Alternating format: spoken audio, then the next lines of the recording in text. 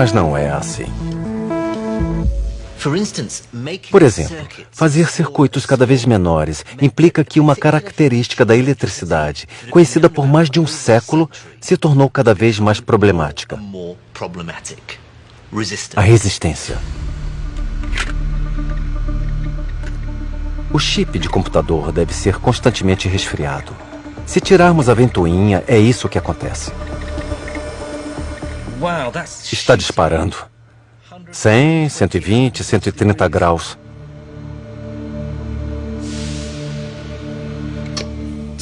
200 graus e apagou. Apenas alguns segundos e o chip ficou cozido. Como os elétrons circulam pelo chip, eles não se mexem livremente. Eles batem nos átomos de silício. E a energia perdida pelos elétrons produz calor. Às vezes, isso é útil. Inventores criaram aquecedores elétricos e fornos, e sempre que havia brilho incandescente, nascia uma lâmpada. Mas resistência em aparelhos eletrônicos e linhas de força desperdiça muita energia, e é um grande problema.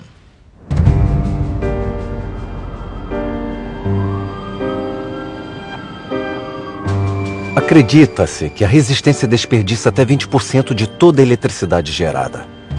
É um dos maiores problemas dos tempos modernos. E a busca para solucionar o problema da resistência continua.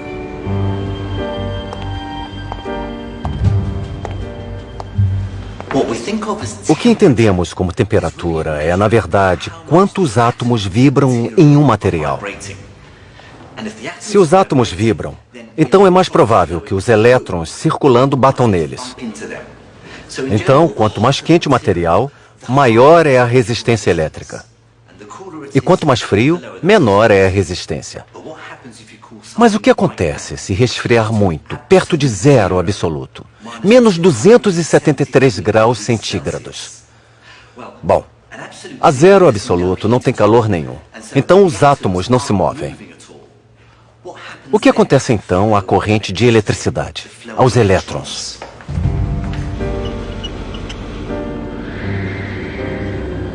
Com um aparelho especial chamado criostato, que resfria perto do zero absoluto, é possível descobrir.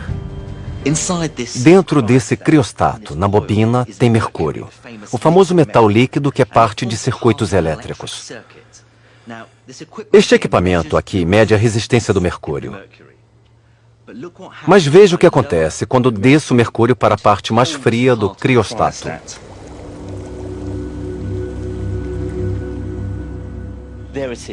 Aí está. A resistência caiu para zero. O mercúrio, como outras substâncias conhecidas, tem a propriedade de se tornar um supercondutor e não apresentar resistência nenhuma ao fluxo de eletricidade. Mas isso só funciona quando os materiais estão muito frios. Se pudéssemos usar um material supercondutor nas linhas de força e aparelhos eletrônicos, evitaríamos perder nossa preciosa energia elétrica para a resistência.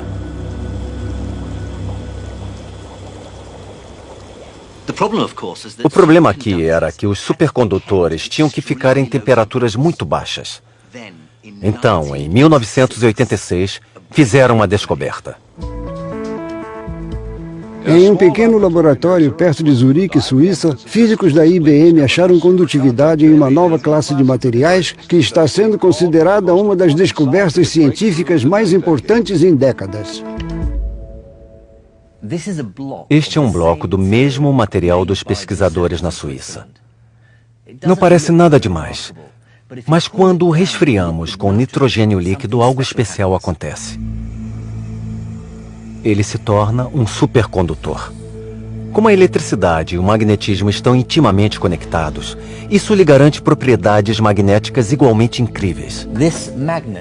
Este ímã está suspenso, levitando sobre o supercondutor.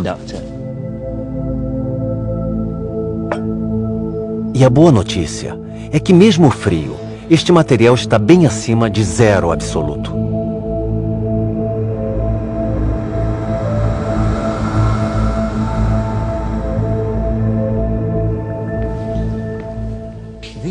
Estes campos magnéticos são tão fortes que, além de aguentar o peso deste ímã, também devem aguentar o meu peso.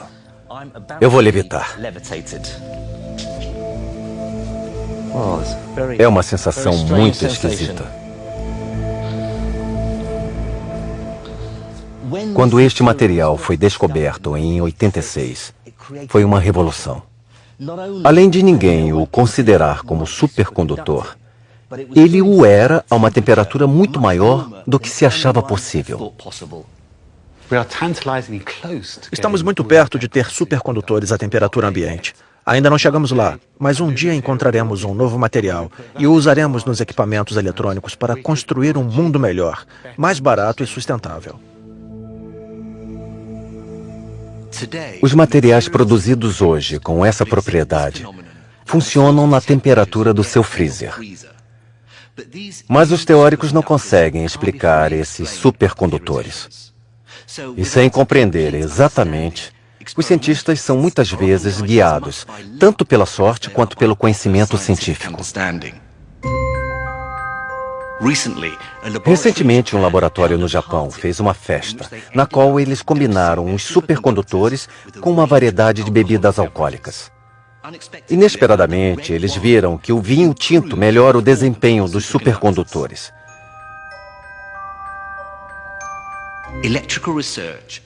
A eletricidade agora tem uma nova chance de revolucionar o mundo, se supercondutores à temperatura ambiente forem encontrados.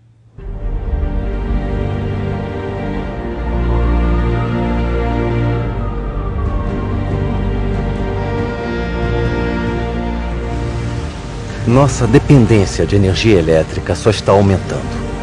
E quando entendermos completamente o funcionamento dos supercondutores, um novo mundo eletrônico surgirá. Ele nos levará a um dos períodos mais marcantes de invenções e descobertas humanas. Um novo conjunto de ferramentas, técnicas e tecnologias vão novamente mudar o mundo.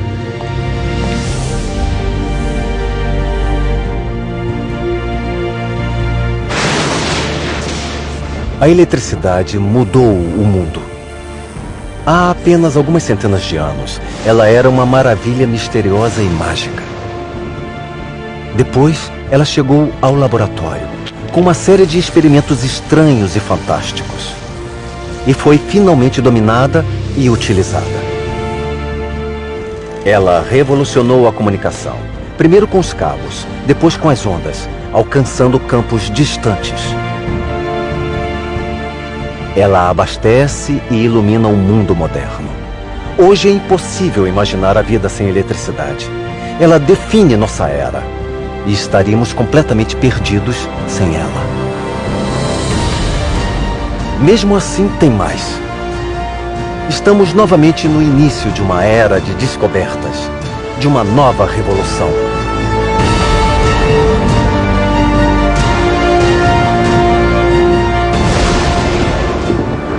Mas, acima de tudo, tem uma coisa que todos na ciência da eletricidade sabem. Esta história ainda não acabou.